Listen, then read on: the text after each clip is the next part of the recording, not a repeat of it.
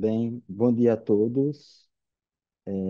Gostaria primeiro de agradecer a oportunidade de estar participando aqui do quinto Simpósio Internacional de Tratamento Mínimo e Imagem da Mama, o Breast Meet 2024, um evento de total sucesso. E vamos iniciar aqui o bloco 4 com a discussão multidisciplinar de casos de lesões de potencial de malignidade certa, que são as lesões B3. Mas antes vamos apresentar aqui nossos ilustres convidados, fazendo alusão aqui aos seus currículos. Então, nós temos a patologista Raquel Ciclovani, médica líder da patologia mamária e ginecologia do Grupo AMIL, São Paulo, doutorado pela Faculdade de Medicina da Universidade de São Paulo e é membro da Sociedade Brasileira de Patologia. Como debatedor também, Dr. André Matar, que é líder médico de mastologia do Hospital da Mulher, em São Paulo, e médico do grupo Oncoclínicas. Uma convidada internacional, doutora Mercedes Torres Tabaneira. Doutora Mercedes é chefe do serviço de radiologia do grupo hospitalar HC em Saragoça, Espanha, e é uma expert em incisão percutânea e de lesões mamárias. E também doutor Carlos Menossi, que é mestre pela Unicamp, responsável pelo serviço de diagnóstico mamário do Hospital Militar de São Paulo e do Hospital da PUC, e médico assistente em radiologia do CAINSM Unicamp. Pois bem, vamos aqui dar início. Então, primeiro, a gente tem que falar que essas lesões B3 não tem nada a ver com BIRADS 3, né? São essas lesões de potencial incerto de malignidade que fazem parte do laudo anatomopatológico. Na literatura, elas ocorrem em 3 a 21%. E elas podem vir como qualquer achado, na mamografia, na ultrassom e na ressonância também. Esse grupo heterogêneo fazem parte tanto dos papilomas, com atipias, cicatrizes radiadas, as lesões esclerosantes, as atipias epitelial plana, as lesões precursoras não obrigatórias, as lesões complexas também de risco variável. Então, essa gama heterogênea fazem parte dessas lesões B3. Antes, sempre essas lesões, quando eram encontradas através das biópsias percutâneas, acabavam em cirurgia.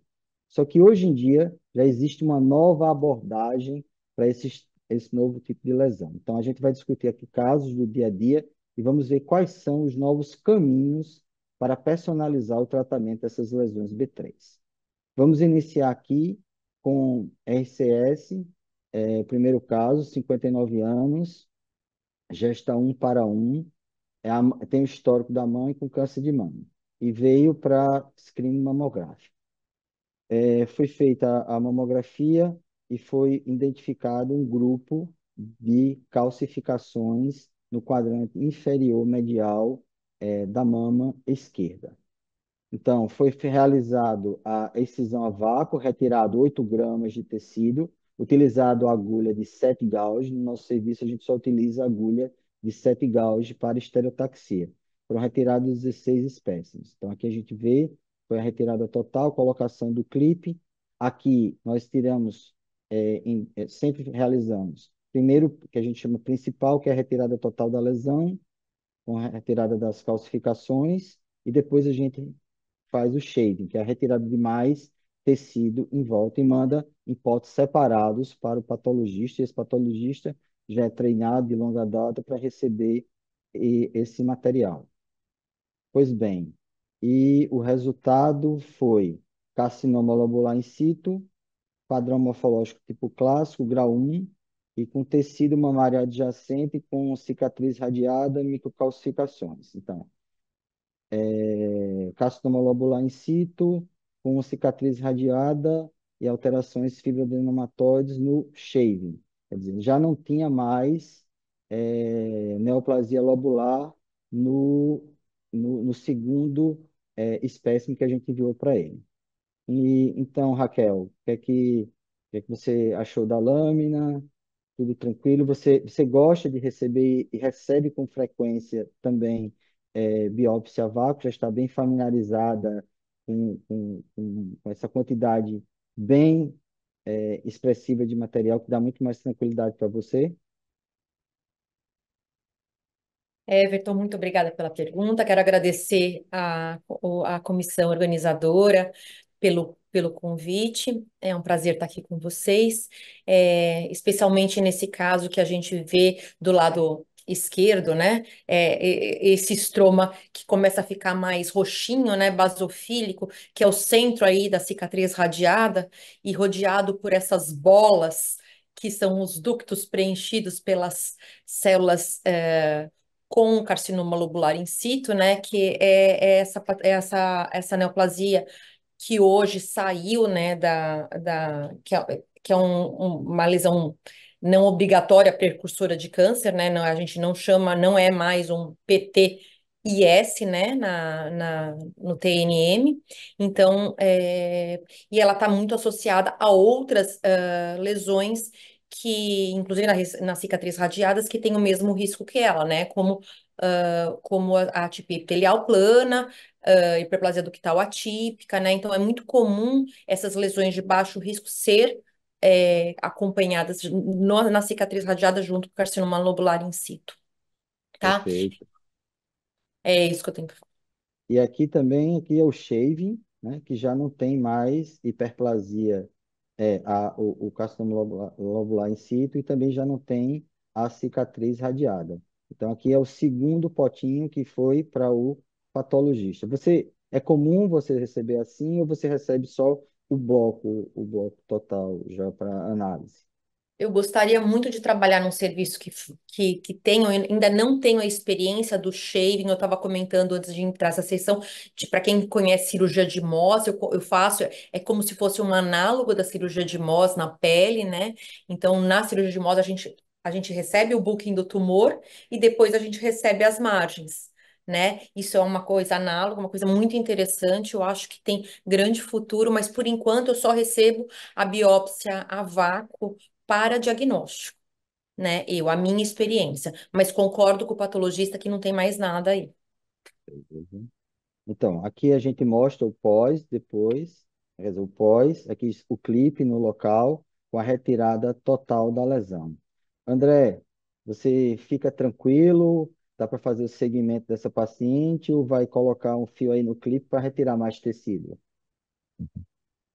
Bom, bom, Everton, obrigado aí pelo convite, a toda a comissão organizadora, queria dar os parabéns pelo Best Meet. Hoje você vê como é a tecnologia, eu estou aqui em Milão, no Instituto Europeu, e estou conseguindo participar, então foi muito legal poder participar.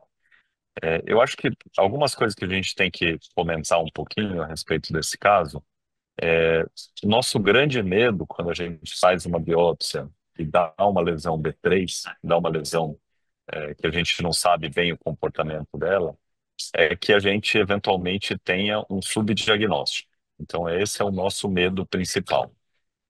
Porque o tratamento a gente já sabe qual é. Numa paciente, se eu tivesse feito um setor e tivesse vindo um CA lobular in situ, essa paciente se torna uma paciente de alto risco, você pode discutir maneiras, né, de quimioprevenção, mas não tem mais nada para fazer, mesmo que viesse com margem comprometida. Agora, numa biópsia a vácuo, eu acho que a primeira coisa é a gente ter certeza que a lesão foi retirada completamente. E aqui você mostrou para gente, né, que na primeira, na primeira amostra tinha bastante calcificação, na segunda amostra a gente já não tem mais nada, né? Então, isso dá uma segurança muito grande para a gente que a lesão foi retirada por completo. E acho também, Everton, que é fundamental se fazer uma mamografia. Às vezes, a mamografia logo depois, ela pode dar alguma dúvida, porque às vezes a gente tem um hematoma grande, a gente fica em dúvida se saiu completamente a lesão, mas aqui ficou bem claro que saiu tudo. Então, nessa situação, e óbvio, uma discussão com o paciente, eu não operaria essa paciente, acompanharia ela de perto e proporia medidas, de novo, de quimioprevenção. Acho que a gente tem que falar também, num caso como esse, se é uma paciente de alto risco, ou seja, se ela tem uma mutação ou se ela tem um histórico familiar muito importante, a gente tem que tomar um pouco mais de cuidado também, né? Então, uma paciente que é considerado um baixo risco, a gente pode seguir de uma maneira mais tranquila. No caso, essa paciente é mãe com câncer de mama mas a gente optou por fazer aqui em comum acordo com a mastologista e o patologista, realmente tem que fazer sempre a discussão multidisciplinar. Com 6 meses depois, a gente constatou que retirou realmente toda a lesão, tudo tranquilo. E eu gostaria de saber da doutora Mercedes se na Espanha também é usual essa conduta de quando é retirada total da lesão. Isso a gente sempre, André, já bateu nessa tecla e é importante a gente falar. Quando tem lesões muito grandes e vem o B3, obviamente tem que retirar toda a lesão. Mas em lesões pequenas, com a certeza que a gente tirou toda a lesão, é comum já também na Espanha fazer o segmento. E qual tipo de segmento que é feito, doutora Mercedes?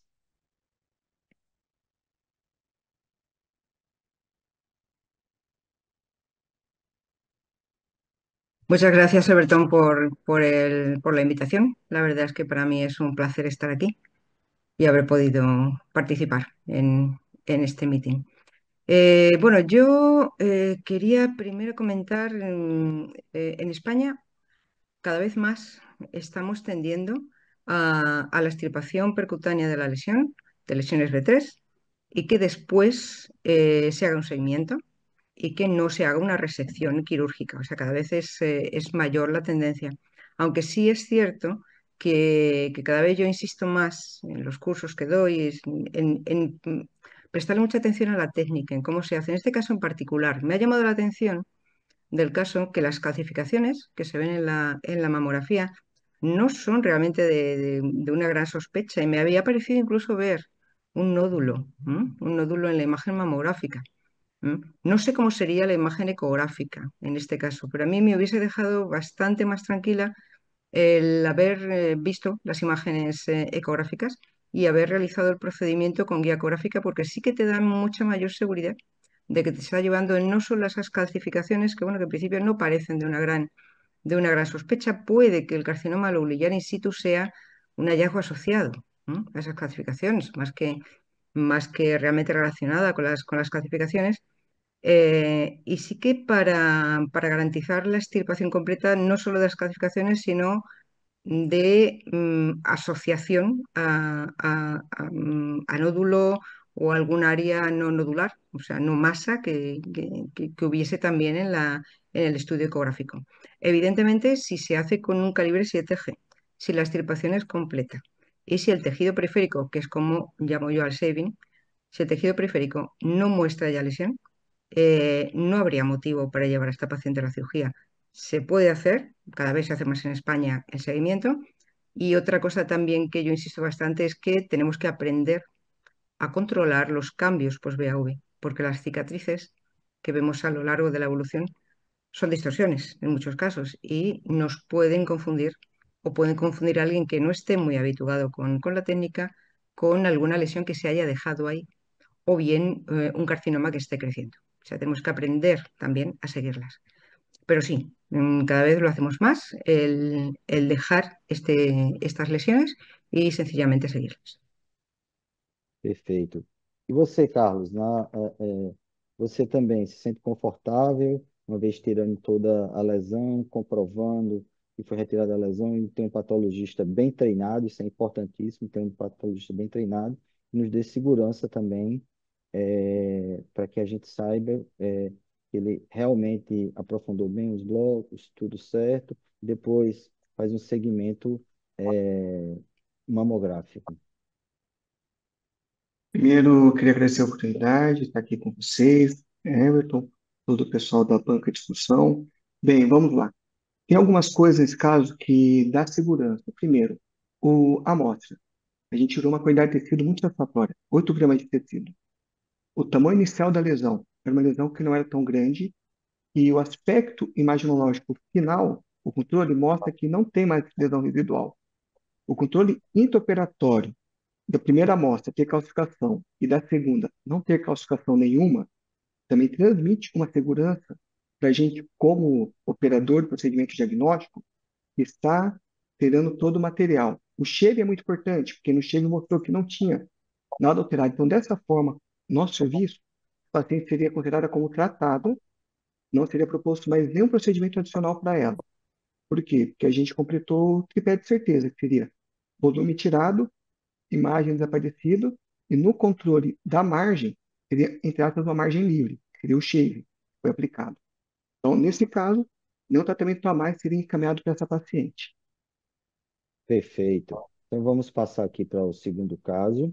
É uma paciente também de 59 anos ela veio também para realizar rastreamento e foi encontrado um grupo bem pequeno de calcificações. E o detalhe aqui é que ela paciente é renal crônica. Aqui quase a gente não dá para ver, vou dar aqui uma ampliada. A gente vê aqui as calcificações. Foi realizada também a biópsia a vácuo, com a retirada das calcificações, 8 gramas, utilizado também 7 gauge, a retirada foi feito também o shaving aqui, já não constava mais. Aqui é um grupo bem restrito de calcificações. E agora aqui mostrou uma hiperplasia ductal atípica, associada com atipia epitelial plana, né? E mostrou também o shaving, que já não tinha mais a hiperplasia ductal, corroborando ao outro caso clínico. No caso da hiperplasia ductal atípica, vocês acham também, nesses casos selecionados, que fazemos sempre a arguição com o mastologista, o patologista, e muitas vezes também com a paciente. Essa paciente foi conversado também com ela, foi retirado toda a lesão e optado só por fazer o segmento. Vocês também se sentem confortáveis, André, Carlos e Mercedes? E aqui é o shaving dela também, já não tendo mais nada. Então, Everton, acho que eu vou começar. Acho que, de novo, a gente cai na mesma situação de que isso é uma lesão de risco, né, para desenvolvimento de câncer. E antigamente a gente tratava isso até com excisões amplas, e hoje a gente já sabe que isso não é necessário. Então, tendo a certeza de que se retirou a lesão inteira e de que a gente tem um paciente que vai fazer o segmento adequado, porque esse é um ponto importante também, a gente está super tranquilo em acompanhar.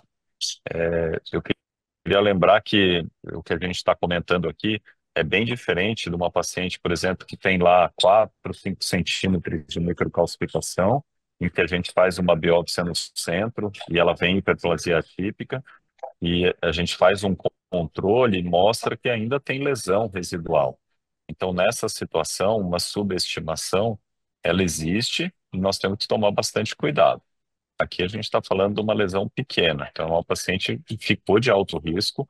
Acho que a gente tem que discutir medidas de quimioprevenção para ela, como o uso de tamoxifeno, seja no esquema de 5 miligramas ao dia ou até mesmo no esquema padrão, acompanhamento, né? Mas cirurgia, nesse caso, eu acho que está bem tranquilo da gente seguir.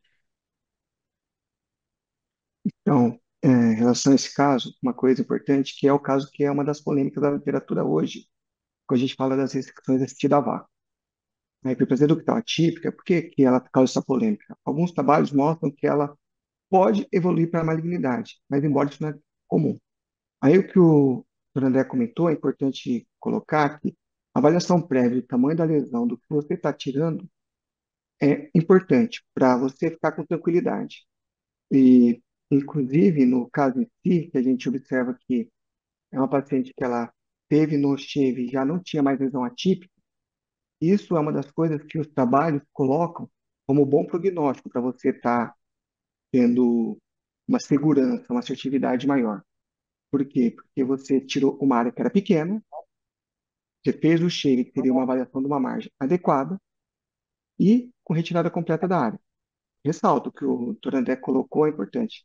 Uma avaliação inicial, embora alguns trabalhos mostrem que uma retirada de uma grande quantidade de tecido reduz a subestimação das amostras, no caso da hiperplasia ductal atípica, ainda é um ponto que tem que pesar, tem que discutir com a equipe, falar com o médico assistente, conversar bem com o patologista, um patologista de confiança, para ter essa tranquilidade no manejo dessa paciente, porque é um dos casos que ainda não é um consenso completo. Embora no nosso serviço a gente aplica isso quando faz uma secção assistida a vácuo de uma hiperplasia ductal atípica, com margem, com retirada completa da lesão, Pronto, essa paciente é considerada tratada, mas nesse caso, ela é aquela que a gente coloca numa vigilância precoce, inclusive usando a ressonância magnética como um dos primeiros métodos de segmento para ela, para ver se tem algum realce próximo à área que foi retirada a lesão, para poder ter essa segurança no controle e no manejo dela. Ok. Everton, Vamos lá. posso fazer um comentário? Pode. Nesse shaving, né, que foi tirado, que não tem mais Isso, lesão mesmo, existe a isso. calcificação. Vocês conseguem ver que tem uma coisa Ah, roxa aí no meio isso, do ducto. isso. Exatamente. Assim, o fato disso ter sobrado micro, mas não associado à lesão, isso te preocupa? Não, não. Até porque quando a gente volta, aqui no shaving, a gente olha que tem o grupo mesmo aqui foi totalmente retirado. Era um grupo bem característico e a gente vê que no shaving a gente tem umas pequenas calcificações também, mas essas já são dispersas, né? O grupo E tudo mesmo, bem. Não, a gente fica tranquilo, tá certo? Então vamos passar ok, agora. e tudo bem, a gente Yo en prescreve. sí, quisiera comentar en Pode falar. caso, sí, en el caso anterior. A ver, por mi parte sí que por las características del caso yo me quedaría muy tranquila porque el grupo es pequeño y se ha extirpado. ¿M? Uhum. Lo que sí podría añadir es, en caso de que haya algunas clasificaciones que pudieran seguir una distribución segmentaria, que no es infrecuente, ¿m? Que podamos encontrar en este tipo de microclasificaciones, yo en mi práctica lo que sí haría, ¿m? Sería una resección en segunda línea con abordaje segmentario con ecografía, de manera que entrase siguiendo el eje mayor del segmento y hiciese una resección amplia de ese segmento en caso de que me quedase algún tipo de duda. En este caso en particular no me queda, pero sí que es cierto que hay otros casos donde podemos ver microcalcificaciones que pueden ser muy sutiles y que nos pueden llevar a pensar que puede haber una extensión mayor de lo que realmente estamos viendo. E incluso, como decía el doctor, si hacemos una resonancia magnética podemos ver alguna zona que se extienda, podemos abordarlo de esta manera también. Entonces, este caso es particular, me deja muy tranquila, pero la posibilidad de poder hacer una segmentectomía percutánea en caso de que no tengamos claro que la extensión se limita solamente a ese grupo. Perfeito. Vamos dar continuidade. Esse é um caso bem interessante, paciente de 51 anos. Ela veio para fazer ressonância. Então, foi achado esse realce heterogêneo e foi feito second look por ultrassom. E na correlação foi observado esse achado, com o mesmo tamanho, no mesmo local, foi proposto realizar a ressecção completa, a gente tirou 6 gramas de tecido. Notem que todos os casos aqui a gente tira mais do que 4 gramas, para ficar bem tranquilo. No caso, a gente utilizou 6 gauge, porque foi guiado pelo ultrassom, com retirada direta, a gente visualiza como a doutora Mercedes falou, no ultrassom é melhor que a gente visualiza mais. Então, a gente tem a certeza absoluta que tirou o tecido e a gente pode tirar um pouco de tecido de lado também. Nesse caso, o resultado foi uma cicatriz radiada, que justifica com lesão esclerosante, deu hiperplasia ductal florida, adenose esclerosante, hiperplasia pseudoangiomatosa do estroma, mas não veio nenhuma atipia. Então, o resultado foi cicatriz radiada, mas sem atipias. Então, aqui já mostra no segmento a retirada total da lesão e o clipe que ficou. Aqui é um caso já bem mais tranquilo. Foi feito o second look para a área da ressonância e com o second look por ultrassom que a gente permitiu retirar totalmente. Se a gente fosse utilizar a ressonância, talvez a gente não conseguisse a retirada total da lesão. E vocês também ficam tranquilos em relação a essa cicatriz radiada, sem atipia, para a gente fazer só o segmento. André Doctor, ah, ou doutora Mercedes? sí, doctor Everton, sí, quería hacer aquí un pequeño inciso. Y Sim. es, yo en mi práctica, más que considerar los gramos que retiro y considerar Uhum. que a partir de 4 gramos se puede considerar como terapéutica, yo lo considero cuando la lesión ya no es identificable en la técnica de imagen que estemos realizando. En este caso, pues me hubiese dado igual que fuesen 2 gramos, 4 o 6, si veo que la lesión se extirpa completamente. Entonces ahí la ecografía ayuda bastante. ¿M? Entonces quería hacer Perfeito. ese inciso y desde luego por mi parte sí, está tratada. O sea, no haría absolutamente nada más.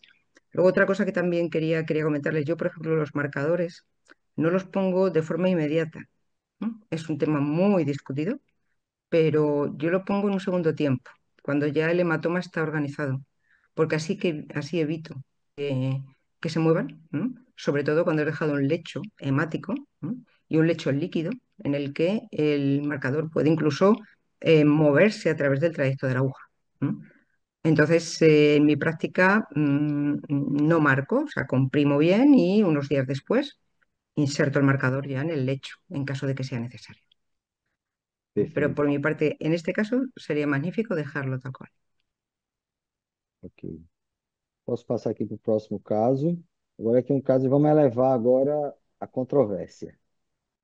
Nesse caso, o paciente veio fazer uma mamografia e rastreio também, achou um nódulo, foi feito ultrassom também associado, e a gente vê esse nódulo de 1,4 na topografia do achado mamográfico, vê esse nódulo. A mastologista me ligou falando que a paciente não queria fazer cirurgia e queria fazer a extirpação total da lesão. Então, procedemos a extirpação total da lesão através do ultrassom. Como a doutora Mercedes falou, a gente no ultrassom consegue ter essa certeza que tirou toda a lesão, retirada total, colocação do clipe, e aí vemos que foi um tumor filoide benigno. Raquel, o que é que você tem a falar do tumor filoide? Como é que a gente vai É, fazer então, nesse caso? isso a gente estava discutindo anteriormente, é uma lesão fibroepitelial que tem um componente estromal mais celular, é por isso que ele é diferente do fibroadenoma, né? E a gente fica preocupado sempre, mesmo sendo benigno, em recidiva, porque até né, by the book, que a gente sabe que tumor filóide tem que tirar com margem. Mas, no caso, você tirando a lesão e depois fazendo o shaving, eu entendo, né, até 1,5 cm, né, uma lesão de até 1,5 cm, eu não estou falando para as lesões muito grandes, que você está seguro, em não operar essa paciente. Aí eu gostaria de ouvir os colegas. André? Acho que esse caso é um caso, como você disse, que é um pouco desafiador, né? O grande risco do tumor filóides é a recidiva e, eventualmente, essas recidivas até podem, ter um potencial de malignização, então acho que a gente tem que tomar cuidado com isso. É um tumor estromal, aqui aparentemente foi retirado totalmente, né? Então acho que a gente tem que se cercar bem dos exames de imagem para ter certeza que a retirada ela foi completa. Porque às vezes quando nós estamos fazendo a biópsia a vácuo, a gente pode ter um pouco de sangramento, ainda mais nessa situação que você usou uma agulha calibrosa, isso pode trazer a interpretação de que a gente retirou completamente, e na verdade não. Então, acho que é por isso que o shaving ainda é muito importante. Numa situação em que o paciente concorda, eu não vejo problema a gente acompanhar, mas acompanharia de perto. Agora, a conduta ainda hoje, na minha opinião, é cirurgia. Eu acho que a gente tem que caminhar para isso, né? E eu gostaria muito de ter um estudo prospectivo nessa situação, que nos deixasse. O duro é que tumores filóides pequenos, eles são raros, né? Uhum. Então aqui foi um Exatamente. achado, né? Então, Isso, normalmente a gente pega 3, 4 centímetros, né? E aqui você pois pegou é, ele pequeno. isso. Algum comentário, Carlos? Então, uma coisa importante vai ter naquele tripé inicial, que eu acho que é importante a gente, quando pega um caso, principalmente os casos que na literatura não é tanto é tão consenso que seria tanto a hiperplasia ductal atípica como o tumor filóide, o que seria o tamanho da lesão, e aí já pegando um caso mais atípico, um tumor filóide pequeno, o resultado anatomopatológico, seja da lesão tirada e o que sobrou em volta, e a correlação imaginológica residual, se foi retirado ou não. Com tudo isso em mão, tanto como aquele caso de hiperplasia ductal atípica, como esse do tumor pilóide, benigno, tumor pequeno, que a gente não tem dúvida que foi retirado toda a área, e o residual não tinha nenhuma alteração sugestiva de um comprometimento, ou possibilitaria pensar no risco de uma recidiva, para casos como esse, embora seja um caso que seria discutido em equipe junto com a paciente, ficaríamos tranquilos em não reabordar. Mas também seria, como foi falado da hiperplasia ductal atípica, colocado uma vigilância precoce de uma forma mais acentuada, porque visto que a chance de recidivar, o tuberculose de recidiva com crescimento rápido, seria facilmente identificado nos métodos complementares de segmento. Eu acho que pensaríamos dessa forma no nosso serviço. Embora, como falei, dependendo do caso, dependendo do tamanho da lesão, iria para uma cirurgia para retirada da área com margem, de forma muito tranquila. É que esse caso específico, pelas peculiaridades dele, daria segurança para só acompanhando de uma forma mais precoce. Doutora Mercedes? Bueno, sí, estoy totalmente de acuerdo con lo que se ha comentado. En este caso en particular, la lesión pues se ha extirpado completamente y como decía el doctor Andrés, sí que sería necesario hacer estudios prospectivos para, al ser una lesión tan poco frecuente, que podamos ir ganando experiencia en esto. Y vuelvo a insistir en el tema de la técnica, porque en los nódulos en particular, en el momento que el lecho se llena de gas o se llena de hematoma, muchas veces plantea duda de si la lesión se ha extirpado completamente. Entonces hay maniobras para sacar este gas, para sacar este hematoma, y si se controla bien la técnica, combinando lo que es la toma de muestra con la aspiración del hematoma y después, sobre todo, una buena aspiración del hematoma, según vamos retirando la aguja, y una compresión y valoración del lecho, pues nos va a dejar bastante más tranquilos. Yo, desde luego, en este caso, en que tenemos lesión, un shaving negativo, sí que no veo necesario el hacer una cirugía. Y también estoy de acuerdo en que este tipo de lesiones hay que seguirlas. O sea, no son lesiones que se puedan dejar o que se pueda decir, bueno, pues ya están extirpadas y punto, sino que sí que es cierto que hay que hacer un seguimiento porque puede haber algún tipo de recidiva. Pero claro, de todas las series que tenemos ahora mismo, en que se compara cirugía con tratamiento percutáneo, también hay recidivas después de la cirugía. Y además en un porcentaje con una diferencia que no es tan significativa. El tamaño también es importante, ¿no? No podemos pasar de cierto tamaño la biopsia con vacío. Y ahí sí que estoy de acuerdo que lesiones que superen los 3-4 centímetros sí que deben ir a cirugía. Si son más Perfeito. pequeños y con ese IV negativo, podemos dejarlo. Perfeito. Vamos agora para o último caso. Esse pequeno nódulo sólido cístico, medindo 0,8. Foi feito também a retirada total, 9 gauge, e o resultado foi papiloma. Então, hoje em dia, na literatura, para papiloma sem atipia, com a realização da excisão a vácuo, a gente já fica bem mais tranquilo também de fazer só o segmento.